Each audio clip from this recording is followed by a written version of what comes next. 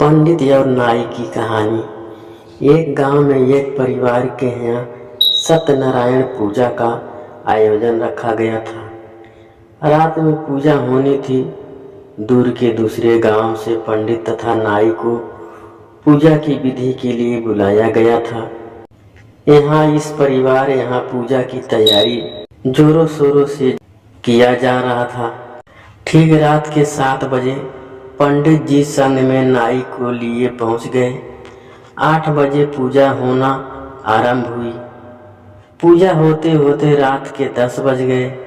फिर प्रसाद वितरण हुआ। इसी क्रम में पंडित जी और नाई को खाना भी खिलाया गया। फिर यजमान द्वारा दान दक्षिणा देने के उपरांत पंडित जी एवं नाई अपने घर के लिए प्रस्थान किए। दूसरे गांव में जाते जाते रात के 12 बज गए थे।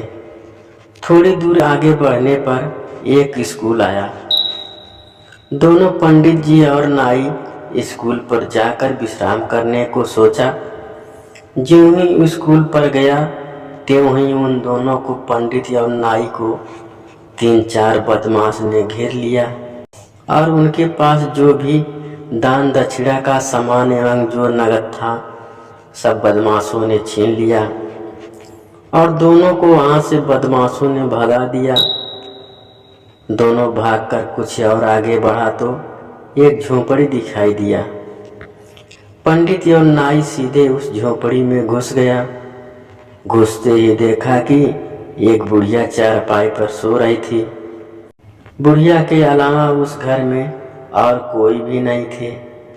पंडित जी और नाई निर्भीक हो उस घर का मुआयना करने लगा तो देखा कि एक चूल्हा बना हुआ था। ऊपर रस्सी के टंगना पर एक बर्तन रखा हुआ था। पंडित ने नाई से कहा, जरा इस बर्तन को उतारो, देखते हैं क्या है। नाई ने फटाक से बर्तन उतारा, ढक्कन हटाया तो देखता है वह बर्तन दूध से भरा था। पंडित दूध को देखकर बहुत खुश हो गया और इधर उधर और ढूंढने लगा तो देखा कि एक डिब्बा में कच्चा चावल रखा हुआ था। फिर वह चीनी ढूंढने लगा तो एक डिब्बे में चीनी मिल गई। फिर पंडित एवं नाई ने खीर बनाने का मन बनाया। चूल्हा तो था ही, चूल्हा जलाया और उस पर दूध का बर्तन रख दिया। फिर थोड़ी देर बाद चीनी और कुछ देर बाद चावल डाल दिया। आधा घंटा बाद खीर बनकर तैयार हो गई थी। अब दोनों खीर को खाने की तैयारी में थे। इससे पहले नाई ने कहा, पंडित जी एक बार बुढ़िया को देख लेते हैं। पंडित जी ने कहा, ठीक है देख लो। बुढ़िया तो वैसे ही सो रही थी लेकिन बुढ़िया का मुंह खुला हुआ था। सोने के दरमियान में नाई ने कहा, पंडित जी खाने से पहले एक करछुल इस बुढ़िया को खीर खिला देते हैं। पंडित जी ने भी कहा, हाँ खिला दो। नाई गर्मा गर्म खीर को करछुल में लिया और बुढ़िया के खुले मुंह में डाल दिया। अब बुढ़िया का मुंह लगा जलने तो वह जोर से चिल्लाई तो नाई एक खंभे पर चढ़ गया और पंडित बुढ़िया के खटिया के नीचे छुप गया। अब बुढ़िया ऊपर वाले को याद कर पुकारी तो नाई ने कहा कि नीचे वाले को क्या कुछ नहीं कहोगी। बुढ़िया यह सुनी और हकबका गई और जोर जोर से चिल्लाने लगी।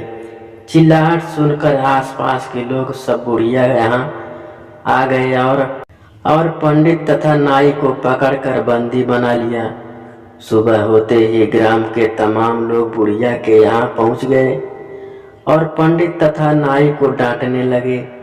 तो पंडित तथा नाई ने रात की सारी कहानी लोगों को बताया। तब लोगों ने पंडित तथा नाई को बुढ़िया से गलती मंगवाया और लोगों ने चेतावनी भी दिया कि अब आइंदा ऐसा काम भूल से भी नहीं करना। पंडित तथा नाई सभी से अपनी गलती मांगकर घर की ओर चल दिया।